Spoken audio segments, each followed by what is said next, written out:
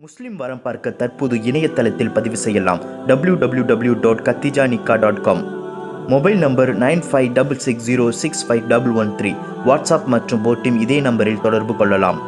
United Arab எமிரேட்ஸில் வசிப்பவர்கள் நேரடியாக போட்டிமில் பதிவு செய்யலாம். வெளிநாடு வாழ் முஸ்லிம்களுக்கு சிறப்பான முறையில் சேவை செய்து தரப்படும் முஸ்லிம்களால் முஸ்லிம்களுக்கு நடத்தப்படும் நிறுவனம். லாக்டவுன் காலங்களிலும் தொடர்ந்து செயல்படும் நிறுவனம். அஸ்ஸலாமு அலைக்கும் வரஹ்மத்துல்லாஹி வபரகாத்துஹு. அல்ஹம்துலில்லாஹி ரப்பில் ஆலமீன். வஸ்ஸலாத்து வஸ்ஸலாமு அலா சய்யிதில் முர்சலீன் வ அலா ஆலிஹி வஸஹ்பிஹி அஜ்மஈன். அன்பு நிறைந்த சகோதரர்களே, இன்றைய வெள்ளி சிறப்புரை நேரலையில் இந்தியாவை உலுக்கி கொண்டிருக்கக்கூடிய ஒரு முக்கியமான பிரச்சனையை இஸ்லாமிய பார்வையில் நாம் பார்க்கவிருக்கின்றோம். அண்மையிலே கடந்த 18ஆம் தேதி ஞாயிற்றுக்கிழமை இந்தியா முழுக்க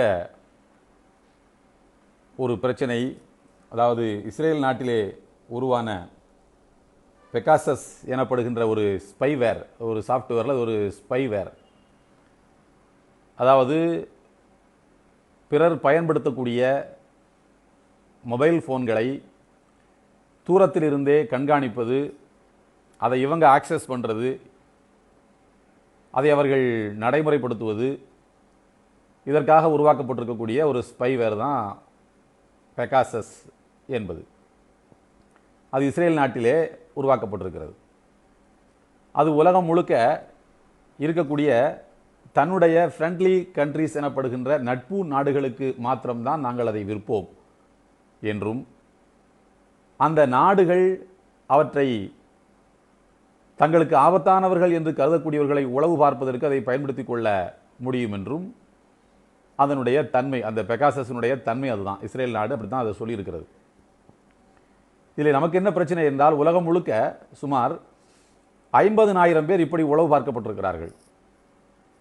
நம்முடைய இன்றைய அந்த உரையில் 2-3 விதமான அடுக்குகளாக இந்த உரையை அமைத்தால் தான் சரியாக இருக்கும் என்று நான் நினைக்கிறேன்.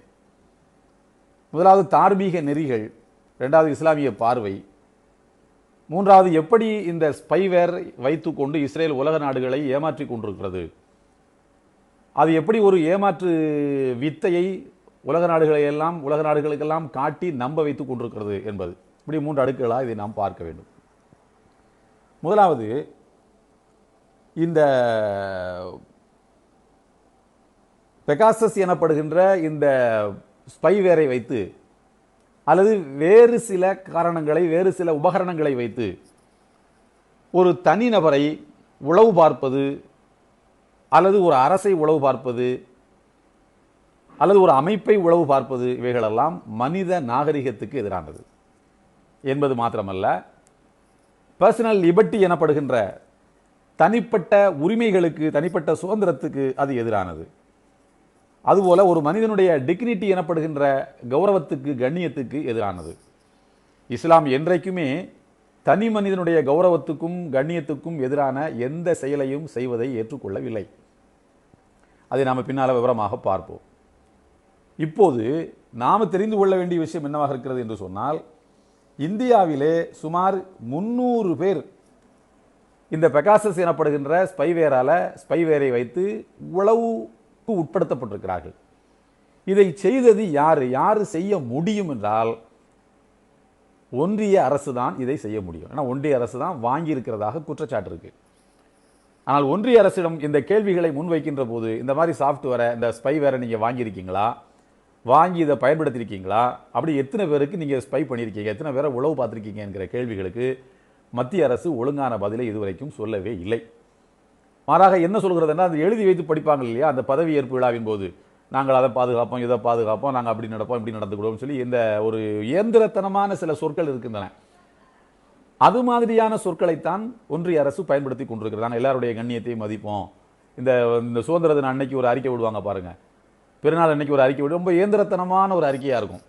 அந்த மாதிரியான சில சொற்களைத்தான் மத்திய அரசு பயன்படுத்துகிறதே அன்றி இது கிளியர் கட்டா இப்படித்தான் நடந்தது, இப்படி நடக்கலை, என்று தெள்ளத் தெளிவான எந்த அறிக்கையையும் ஒன்றிய அரசு சொல்லவில்லை என்பது ஒன்று.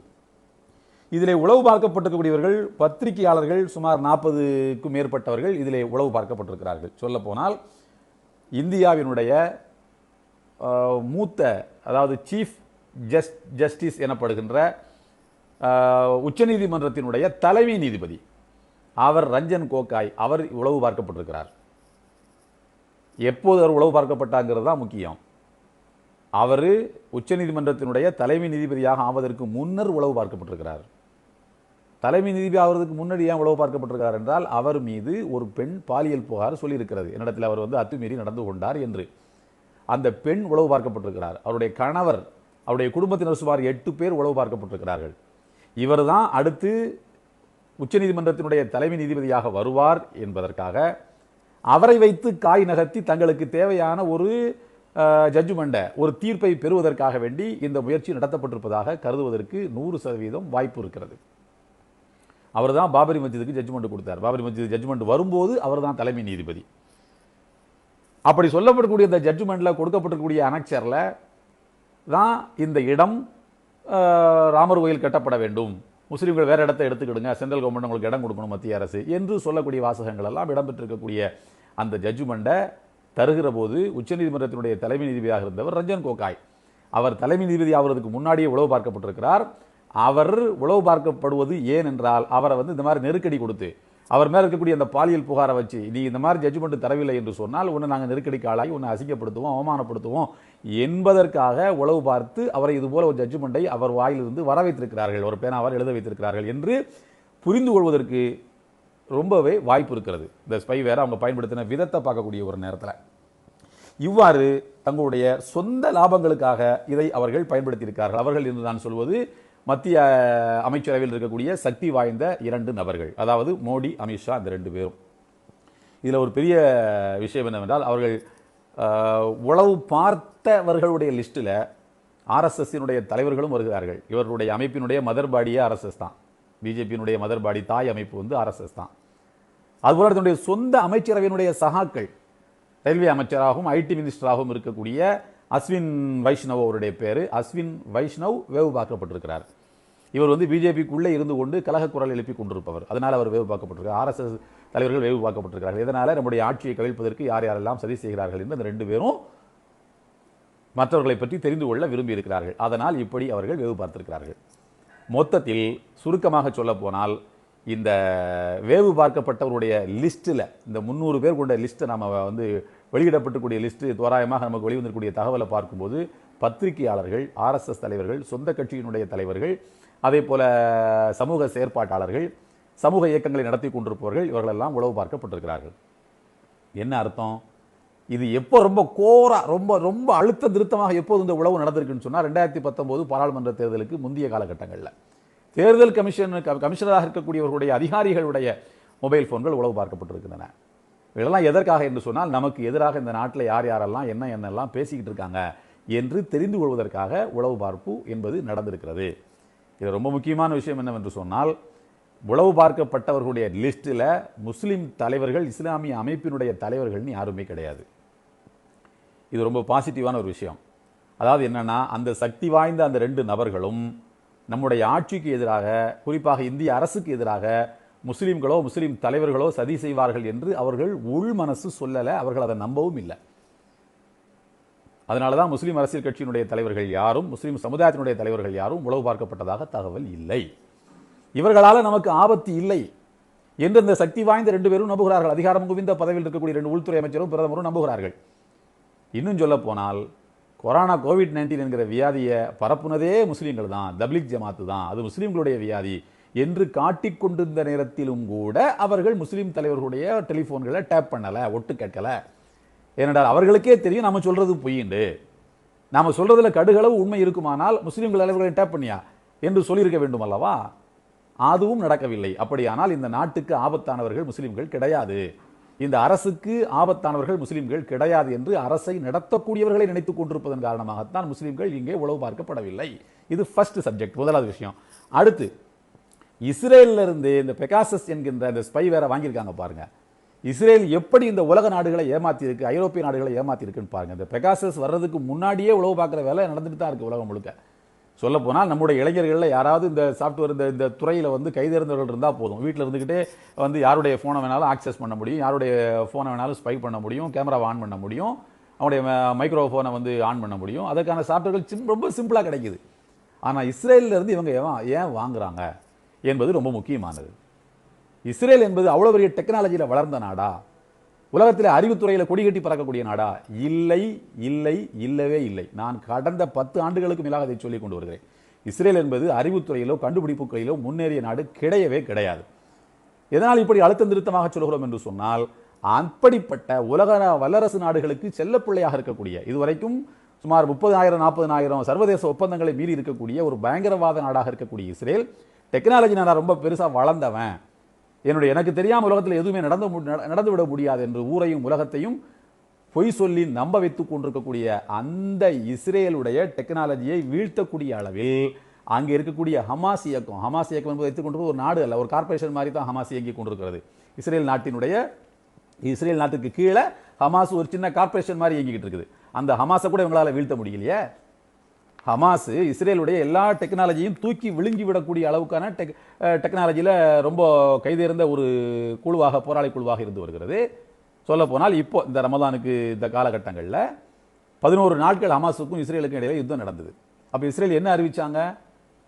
இஸ்ரேலியர்கள் தங்களுடைய வீடுகளில் இருக்கக்கூடிய சிசிடிவி கேமரா கூட ஆஃப் பண்ணி வைங்க, சாலைகளில் இருக்கக்கூடிய சிசிடிவி கேமராக்களை ஆன் பண்ணி வைங்க, ஆஃப் பண்ணி வைங்க, யாரும் அதை வந்து பயன்படுத்தாதீங்க என்று சொல்லியிருக்கிறார்கள். எதற்காக? அது வழியாக இஸ்ரேல் நாட்டுக்குள்ள என்ன நடக்குதுன்னு ஹமாஸ் கண்டுபிடிச்சிட்டு இருக்குது, அது வழியாக கண்டுபிடித்து நமக்கு கவுண்டர் தாக்குதலை நடத்தி கொண்டிருக்கிறது என்று அறிவித்தார்களா இல்லையா? அதே போல 2020 சென்ற வருடத்தில் பல்வேறு இஸ்ரேலிய ராணுவ வீரர்களுடைய டெலிபோன்களை ஹேக் பண்ணி ஹமாஸ் பல்வேறு ரகசிய தகவல்களை, இஸ்ரேலுடைய ரகசிய தகவல்களை கண்டுபிடித்திருக்கிறது. அப்படியானால் உலகமெல்லாம் நீ பெகாசஸை வித்து சம்பாத்தியம் பண்ணி கொண்டிருக்கிறாய், இந்தியாவை ஏமாற்றி ஐரோப்பிய நாடுகளை ஏமாற்றி சம்பாத்தியம் பண்ணிக்கிட்டு இருக்கிற, உன்னுடைய தகவல்களை டேப் பண்றதுக்கு, உன்னுடைய ராணுவ ரகசியங்களை எடுக்கிறதுக்கு அங்கே ஒரு சின்ன குழு இருந்து வேலை செஞ்சு அதில் வெற்றி கண்டிருக்கிறார்கள். 11 நாள் யுத்தத்தில் எப்படியாவது சமாதானம் பண்ணி வைங்கன்னு வல்லரசு நாடுகளை கேட்டுக்கொண்டது இஸ்ரேல் உண்மையா இல்லையா? எப்படியாவது சமாதானம் பண்ணி வைங்க, சண்டை நிறுத்தத்துக்கு ஒத்துக்க வைங்க ஹமாஸை என்று இஸ்ரேல் சொன்னது உண்மையா இல்லையா? அப்படியானால் டெக்னாலஜியில் சிறந்தவர்கள் யார்? சரி, ஹமாஸுக்கு அந்த டெக்னாலஜி எங்கிருந்து வருதுன்னு ஒரு கேள்வி வருது. குடிக்க தண்ணி இல்லாத, ஒழுங்கான ட்ரைனேஜ் வசதி இல்லாத, ஒழுங்கான மருத்துவ வசதி இஸ்ரேலால் கொடுக்க வேண்டும் என்று கொடுக்காமல் நிறுத்தி வைக்கப்பட்டிருக்கக்கூடிய அந்த அப்பாவி ஹமாஸ் போராளி வீரர்களுக்கு எங்கிருந்து கிடைக்குது இந்த டெக்னாலஜி என்கிற ஒரு கேள்வி இருக்கிறது. இதை கொடுப்பது, அவர்களுக்கு கொடுத்து உதவி செய்வது ஈரானும் துருக்கி நாடும் தான். அப்படி பார்த்தால் உலகத்திலேயே டெக்னாலஜியில் ரொம்ப அட்வான்ஸ்டாக இருக்கக்கூடியது ஈரானு, ஹமாஸு, துருக்கி.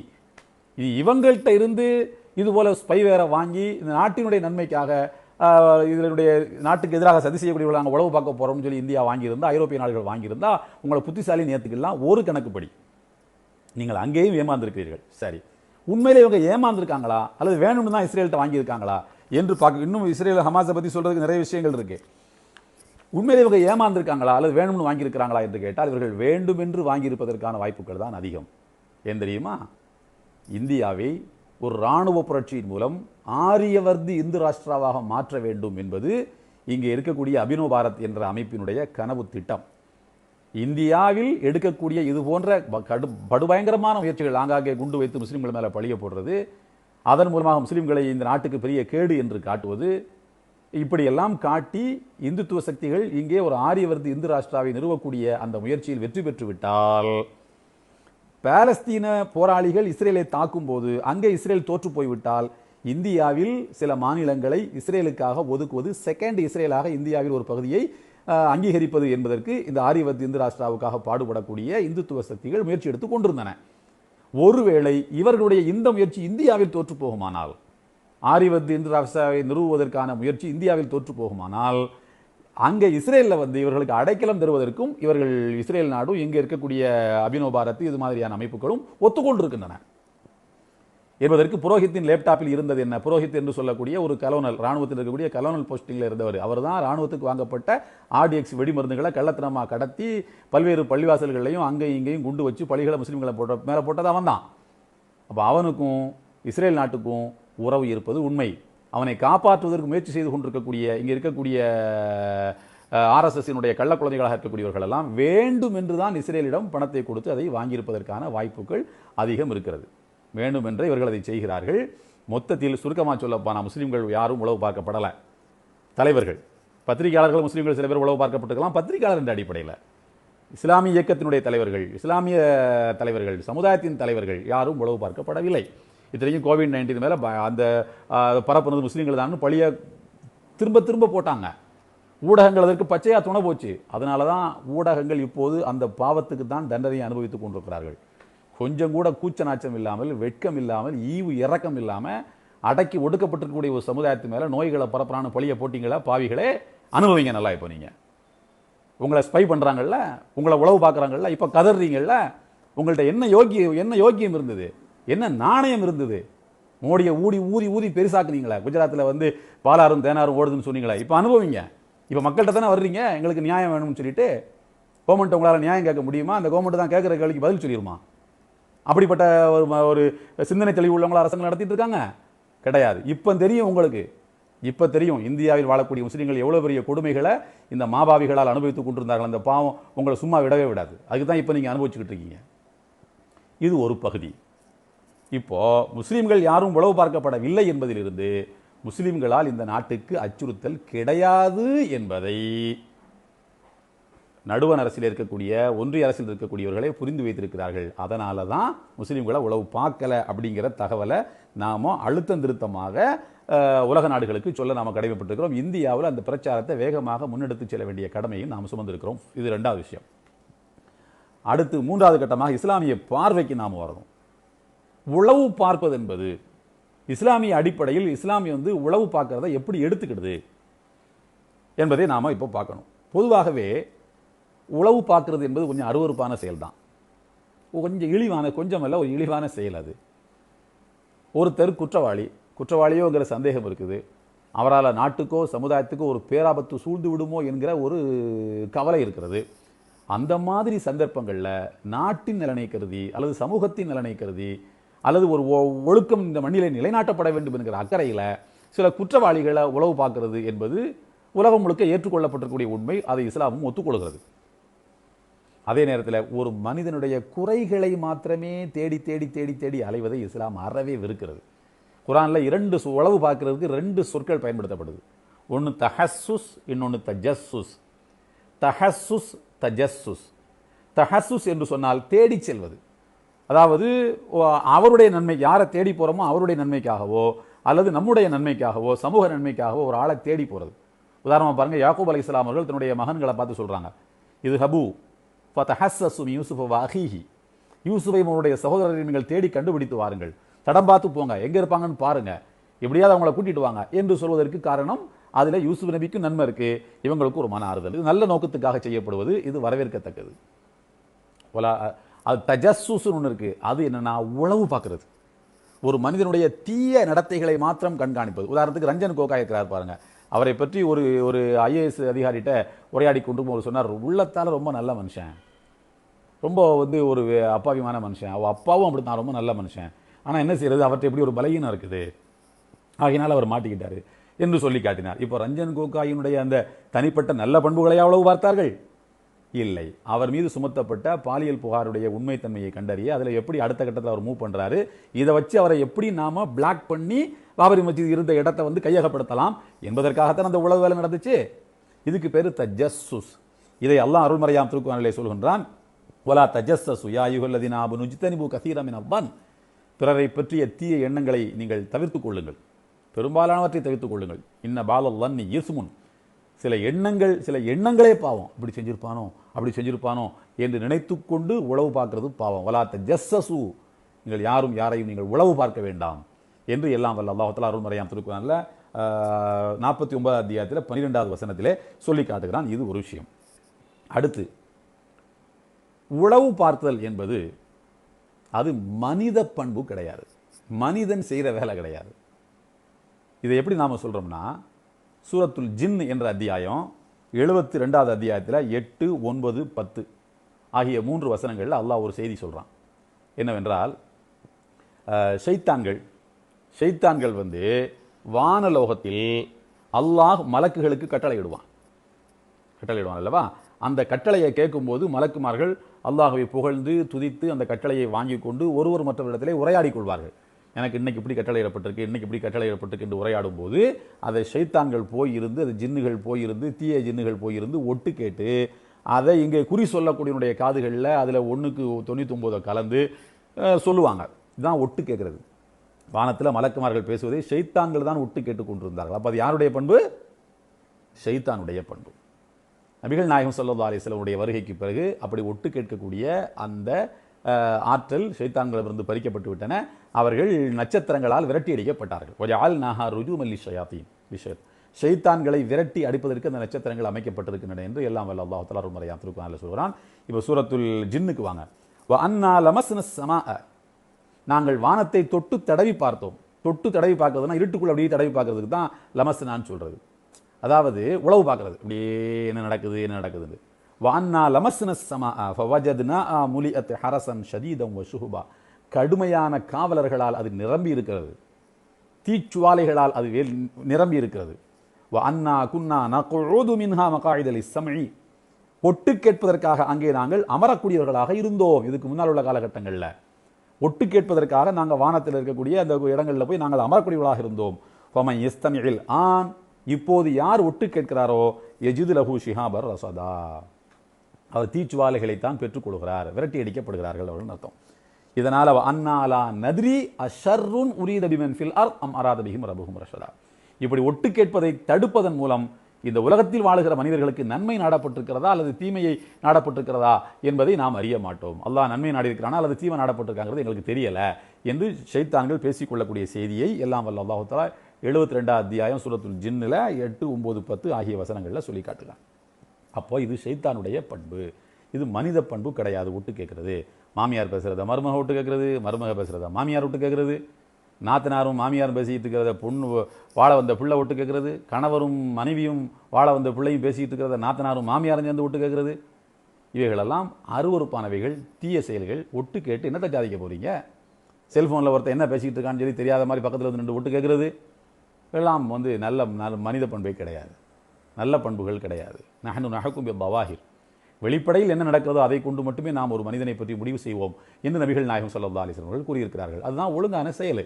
நல்ல மனுஷன் நாகரிகமானவன் ஒட்டு கேட்கறது, இந்த மொட்டை கடிதம் போடுறது, அடுத்தவனை வச்சு தூண்டி விடுறது, பேசி கொள்கிறார்கள், சொல்லிக் கொள்கிறார்கள், கிசு எழுது பத்திரிகையில், இதெல்லாம் மனித பண்பு கிடையாது. நபிகள் நாயகம் ஸல்லல்லாஹு அலைஹி வஸல்லம் அவர்கள் 3 தீய செயல்களை நமக்கு சொல்கிறார்கள். அந்த 3 தீய செயல்களுக்குமான தண்டனை என்னன்னு சொல்றாங்க. முதலாவது, மன் தஹல்லம பிஹுல்மின் லம் யரஹு குல்லிஃப பைன ஷஈரத்தைனி வலன் யஃஅல், யார் இந்த உலகத்தில் காணாத ஒரு கனவை கண்டதாக போய் சொல்கிறானோ, நான் அன்னைக்கு உன்னை கனவுல பார்த்தேன், என் கனவுல எங்கள் அத்தாவை பார்த்தேன், எங்கள் மாமாவை பார்த்தேன், பார்த்துருந்தா பிரச்சனை இல்லை, பார்க்காம நான் பார்த்தேன்னு பொய் சொல்கிறது இருக்கு இல்லையா, காணாத கனவை யார் ஒருவன் தான் கண்டதாக பொய்யாக சொல்கின்றானோ அவன் சொர்க்கத்துக்கு தகுதியானவனாக இருப்பினும் கூட குல்லிஃப பைன ஷஈரத்தைன், மறுமை நாளில் 2 கோதுமைகளை முடிச்சு போடும்படி இறைவன் சொல்லிவிடுவான். குல்லிஃப அன் யாகுத பைன ஷாயிரத்தைன், 2 கோதுமைகளை முடிச்சு போடணும்னு சொல்லுவானா. சரி, உலகத்தின் கோதுமைகளை தான் முடிச்சு போட முடியாது, மறுமையில் இருக்கக்கூடிய கோதுமை பெரிய சைஸாக இருக்கும், அதை முடிச்சு போடலாம் நீங்கள் நினைக்கிறீங்களா? வலை யஃஅல, அதை அவனால் செய்ய முடியாது என்று நபிகள் நாயகம் ஸல்லல்லாஹு அலைஹி வஸல்லம் சொன்னார். அதாவது செய்ய முடியாத ஒரு செயலை செய்யும்படி இறைவன் அவனை கட்டாயப்படுத்துவான். இதுதான் அவனுக்குள்ள தண்டனை. அடுத்து, ஒரு உருவப்படத்தை யார் வரைகிறாரோ, மன் சவ்வர சூரத்தன், ஒரு உருவப்படத்தை ஒருவன் வரைகின்றான் என்று சொன்னால் நபிகள் நாயகம் ஸல்லல்லாஹு அலைஹி வஸல்லம் சொன்னார்கள், அவனுக்கு குல்லிஃப அன் யன்ஃபுக ஃபீஹி ரூஹ், அதில் உயிர் ஊதியா, ஊது பார்ப்போம் என்று எல்லாம் வல்ல இறைவன் அவனை மறுமை நாளில் சோதிப்பான், கட்டாயப்படுத்துவான். வலைஸ பினாஃபிஹ், அவனால் உயிர் கொடுக்கவே முடியாது. உருவம் வரைகிற, எனக்கு போட்டியாக உருவம் வரைகிறியா, எனக்கு போட்டியாக நீனும் படைக்க பார்க்குறியா, உயிர் ஊது பார்ப்போம் என்று இறைவன் சொல்வானாம். இது 2வது. 3வது, நபிகள் நாயகம் ஸல்லல்லாஹு அலைஹி வஸல்லம் சொன்னார்கள், மனிஸ்தமா இலா ஹதீஸி கௌமின் வஹும் லஹு காரிஹூன் சுப்ப ஃபீ உதுனிஹில் ஆனுக்கு யௌமல் கியாமா, யார் ஒரு சமுதாயத்தினுடைய பேச்சை ஒட்டு கேட்கிறானோ, இவன் ஒட்டு கேட்கறது அவங்களுக்கு பிடிக்கலை, கேட்டுட்டு போனால் பரவாயில்ல நினைக்கிறதுங்கிறது வேற, ஒட்டு கேட்கறது பிடிக்கலை என்ற நிலை இருக்குமானால் அப்போது சுப்ப ஃபீ உதுனிஹில் ஆனுக்கு யௌமல் கியாமா, உருக்கப்பட்ட செம்புங்கிற உலோகம் இருக்கு பாருங்க, இரும்பு மாதிரி செம்பு இருக்கு இல்லையா, அந்த செம்பு இருக்கிற உலோகம் உருக்கப்பட்டு உன்னுடைய காதுகளில் ஊற்றப்படும். இந்த காதால் தானே ஒட்டு கேட்டேன்னு சொல்லிட்டு ஒட்டு கேட்பவர்களெல்லாம் இது போன்ற தண்டனைக்குத்தான் மறுமை நாளிலே உட்படுத்தப்படுவார்கள். அவங்க யாராக இருந்தாலும் சரி தான், எவ்வளோ பெரிய பதவியில் இருந்தாலும் சரி, எவ்வளோ பெரிய கண்ணியமிக்கவர்களாக இருந்தாலும் சரி, எவ்வளோ பெரிய செல்வாக்கு மிக்கவர்களாக இருந்தாலும் சரி, எத்தனை லட்சத்துக்கு ஆடை போட்டிருந்தாலும் சரி, தன் குடையை தானே பிடித்து கொண்டு வாழக்கூடிய எளிமையான மனிதர்களாக இருந்தாலும் சரி, எல்லாருக்கும் இதுதான் கணக்கு. அதற்கடுத்து சில நாட்டுக்கு அச்சுறுத்தல், ஒரு சமுதாயத்துக்கு கேடு, அல்லது போர்க்களத்தில் எதிரிகளை பற்றி தெரியாமல் வரும்போது பார்த்துக்கலாம், அசால்ட்டாக இருக்க முடியாது. வாய்துலகும் மஸ்தாத்துமின் கூவா, உங்களால் இயன்ற அளவுக்கு வலிமையை நீங்கள் திரட்டி கொள்ளுங்கள் என்று போர்க்களங்களை பற்றி சொல்லும்போது எல்லாம் வல்ல அல்லாஹ் தஆலா சொல்லி காட்டுகிறான். அப்படி பார்த்தால் போர்க்களத்தில் எதிரிகளை உளவு பார்க்கிறது என்பது அது நியாயத்தின்பால் வந்து விடுகிறது. சில நேரங்களில் போர்க்களத்தில் எதிரிகளை ஏமாற்றுவது கூட அது ஏமாற்றுதல் என்கிற கணக்கின் கீழ் அது வராது. அது உத்தி, போர் தந்திரம், ஸ்ட்ராட்டஜி. அதெல்லாம் இல்லைன்னு சொன்னால் மனுஷன் தோற்று போயிடுவான், உலகத்தில் வாழ முடியாது. அப்போது போர்க்களங்களில் இதுபோல் நபிகள் நாயகம் ஸல்லல்லாஹு அலைஹி வஸல்லம் அவர்கள் உளவு பார்த்துருக்கிறார்களா? போர்க்களங்களில் பார்த்துருக்காங்க. மற்றபடி தனிநபர்களை உளவு பார்க்குறத ஒரு காலமும் அவங்க செஞ்சது கிடையாது. போர்க்களங்கள் எப்படி? அஹ்ஸாப் போர் நடக்கக்கூடிய நேரத்தில் நபிகள் நாயகம் ஸல்லல்லாஹு அலைஹி வஸல்லம் சஹாபாக்களுக்கு மத்தியில் அறிவிக்கின்றார்கள், உங்களில் யாராவது எதிரிகளுடைய மையத்தின் அக்பார் அல் ஆதா, யாராவது உங்களில் எதிரிகளின் தகவல்களை எடுத்து வர தயாரா என்று கேட்டிருக்கிறார்கள். ஹஸரத் ஸுபைர் இப்னு அவாம் ரலியல்லாஹு தஆலா அவர்கள் நான் போகிறேன் என்று 3 தடவை பெருமானார் கேட்கும்போதும் நான் போகிறேன் என்று நபிகள் நாயகம் ஸல்லல்லாஹு அலைஹி வஸல்லம் ஸுபைர் இப்னு அவாம் ரலியல்லாஹு தஆலா அவர்கள் சொன்னார்கள் என்கிற ஒரு வரலாற்று குறிப்பு இருக்கிறது. அதே போல நபிகள் நாயகம் ஸல்லல்லாஹு அலைஹி வஸல்லம் அந்தரங்க காப்பாளர் ஹுதைஃபா பின் யமான் ரலியல்லாஹு தஆலா அன்ஹு அவர்களை நபிகள் நாயகம் ஸல்லல்லாஹு அலைஹி வஸல்லம் அவர்கள் உளவு பார்ப்பதற்காக வேண்டி அனுப்பியிருக்கிறார்கள். இப்படி நமக்கு பல்வேறு தகவல்கள் கிடைக்கின்றன. அதுபோல் வரலாற்றிலே இன்னும் சில தகவல்கள் இருக்கின்றன. ஹஸரத் உமர் ரலியல்லாஹு தஆலா உடைய ஆட்சி காலத்தில் இரவு நேரங்களில் குடிமக்களுடைய வாழ்க்கை வாய்ப்புகள் எப்படி இருக்கின்றன என்று பார்ப்பதற்காக இரவு நேரங்களில் பயணம் பண்ணியிருக்காங்க, நகர்வலம் வந்திருக்கிறார்கள். இது கிட்டத்தட்ட ஒரு உளவு தான், ஆனால் இது தஹஸ்ஸுஸ், குடிமக்களின் நன்மைக்காக செய்யப்படுவது.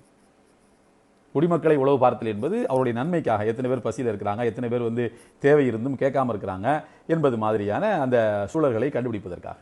தன்னுடைய பணியாளர் அஸ்லம் அவர்களோடு பல்வேறு காலகட்டங்களில் அவர்கள் நகர்வலம் வந்திருப்பதை நாம் வரலாற்று குறிப்புகளில் பார்க்க முடியுது. ஒரு நகர்வலம் வருவார்கள், அழுகுரல் கேட்கும், தாய் அந்த குழந்தையினுடைய அழுகுரலை அடக்கிறதுக்கு முயற்சி எடுத்துகிட்டு இருப்பாங்க.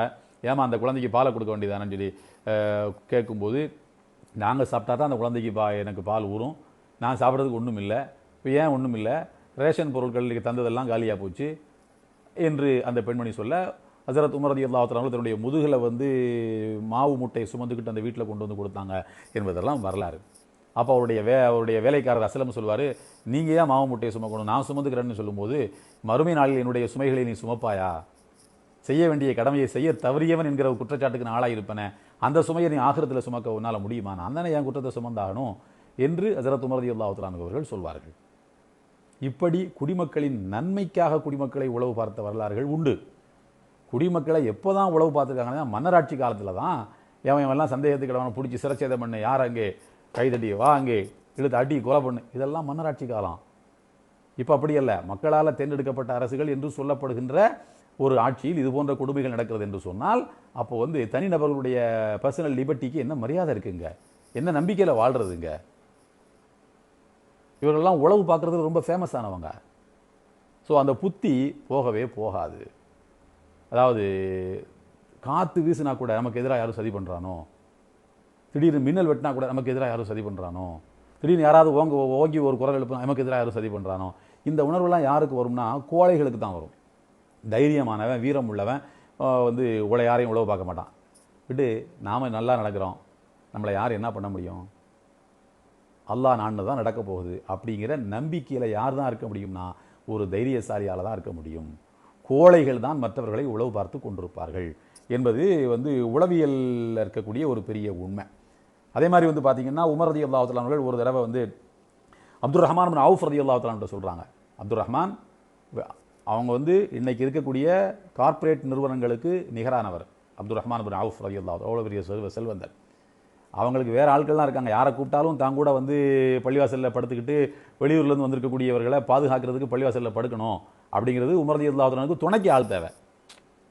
வெளியூர்லேருந்து வந்திருக்கக்கூடியவங்களை பாதுகாக்கிறதுக்காக பள்ளிவாசலில் உமர் ரலியல்லாஹு தஆலாவுக்கு துணைக்கு படுக்கிறதுக்கு ஆள் தேவை. அதுக்கு யாரை கூப்பிட்டாலும் வந்துடுவாங்க. ஏன் உமர் ரலியல்லாஹு அன்ஹு, அப்துர் ரஹ்மான் ரவுஃப் ரலியல்லாஹு அன்ஹு கூப்பிடுறாங்க? அவ்வளோ பெரிய ஒரு பிஸ்னஸ் மேன், இன்னைக்கு இருக்கக்கூடிய கார்ப்பரேட் கம்பெனிகளுக்கு நிகரான அவர் என்றவரை கருதலாம். அவ்வளோ பெரிய செல்வந்தரை ஏன் கூப்பிடுறாங்கண்டா?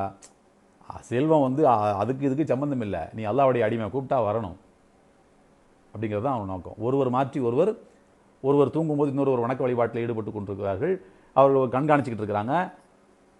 இந்த சூழ்நிலையில் தூரத்தில் அழுகுரல் கேட்டது, உமர் ரலியல்லாஹு அன்ஹு தேடி போனாங்க, அவருடைய தேவைகளை நிறைவேற்றி கொடுத்தார்கள் என்பது வரலாற்றில் நாம் காணக்கூடிய செய்தியாக இருக்கிறது. இப்படி குடிமக்களுடைய அபயக்குரல் கேட்கின்ற போது தேடி போய் உதவி செய்வதற்காக ஒரு உளவு அமைப்பு இருக்கலாம், சொல்லப்போனால் அது இருக்க வேண்டும். குடிமக்கள் எவ்வளவு பெரிய அபயக்குரல்களை எல்லாம் எழுப்பினார்கள் ஒவ்வொரு காலகட்டங்களில். அப்போதெல்லாம் கேளா காதினர்களாகத்தானே அரசுகள் இருக்கின்றன. குடிமக்கள் குரல் எழுப்பாத சப்ஜெக்டே கிடையாது. 20 கோடி மக்களும் சேர்ந்து எங்களை ஏன்பா இப்படி அநியாயம் பண்ணுறீங்க, எங்கள் மேலே ஏன் பழி சுமத்துறீங்கன்னு கேட்கும்போது ஒய்யாரமாகத்தானே விற்றிருந்தார்கள், காலுக்கு மேலே கால் போட்டு என்ன ஒரு திமிராக அமர்ந்திருந்தார்கள். அதுபோல் நடந்தே சொந்த ஊர்களுக்கு லாக்டவுனில் போகும்போது செத்து போனவங்களுடைய நபர் எத்தனை பேர் செத்து போனாங்கிறதுக்கு கணக்கே கிடையாது, லிஸ்ட்டு கிடையாது.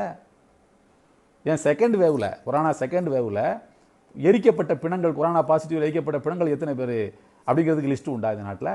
கங்கையில் தூக்கி வீசப்பட்ட பிணங்கள் எத்தனை என்பதற்கு லிஸ்ட்டு உண்டா? அப்போ அதுக்கெல்லாம் உளவு அமைப்புகளை பயன்படுத்தி மக்களுக்கு நன்மை செய்கிறதுக்காக பயன்படுத்தப்பட்டிருக்குமானால் இது பாராட்டுக்குரியவைகள். அதற்காக அந்த கருவிகள் கண்டுபிடிக்கப்பட்டிருக்குமானால் அது நன்மை தரக்கூடியது. ஆனால் சிலருடைய சொகுசு வாழ்க்கை பறிபோய்விடுமோ என்கிற அச்சத்தில், என்கிற பயத்தில், கோழைத்தனத்தின் அடிப்படையிலே குடிமக்களை உளவு பார்ப்பதற்காக வேண்டி ஒரு முயற்சி நடந்திருக்குமானால் அது அநியாயமானது, அக்கிரமமானது. இது போன்ற பாவச் செயல்களை இஸ்லாம் வன்மையாக எதிர்க்கிறது. இஸ்லாமிய வரலாற்றில் அப்படி எங்கும் நடந்ததாக நம்ம பார்க்கவே முடியலை. இதுதான் இஸ்லாம் உளவுகளை பற்றி சொல்லக்கூடிய ஒரு முக்கியமான பார்வை. தனிப்பட்ட நம்முடைய வாழ்க்கையில் யாரையும் உளவு பார்க்கறது, ஒட்டு கேட்கறது, ஹிடன் கேமராவை வச்சு கண்டுபிடிக்கிறது, குற்றவாளியாக கண்டுபிடிக்கிறதுக்கு முடியலை, வேறு வாய்ப்புகள் இல்லை என்று சொன்னால் அதனுடைய நிலைமை வேறு. சும்மா ஒரு ஆளை போட்டு கண்காணிக்கிறதுக்கு வைக்கிறதுக்காக வேண்டியெல்லாம் நம்முடைய முயற்சிகளை வீணாக்குவது என்பது நம்முடைய நன்மைகளை பெரிய அளவிலே குறைத்து அல்லாஹ்விடத்தில் நம்மை குற்றவாளியாக காட்டிவிடக்கூடிய ஒரு பேராபத்து நிறைந்த செயல்களாக இருக்கின்றன. எல்லாம் வல்ல அல்லாஹ் தஆலா இது போன்ற தீய செயல்களிலிருந்து நம் அனைவரையும் பாதுகாத்து அருள் புரிவானாக. நல்லதை நினைத்து நல்லபடியாக செயல்பட்டு நல்லபடியாக வாழக்கூடிய நல்ல மக்களாக நம் அனைவரையும் ஆக்கி அருள் புரிவானாக. வாஹிரு தஅவானா அல்ஹம்துலில்லாஹி ரப்பில் ஆலமீன். அஸ்ஸலாமு அலைக்கும் வரஹ்மத்துல்லாஹி வபரகாத்துஹு.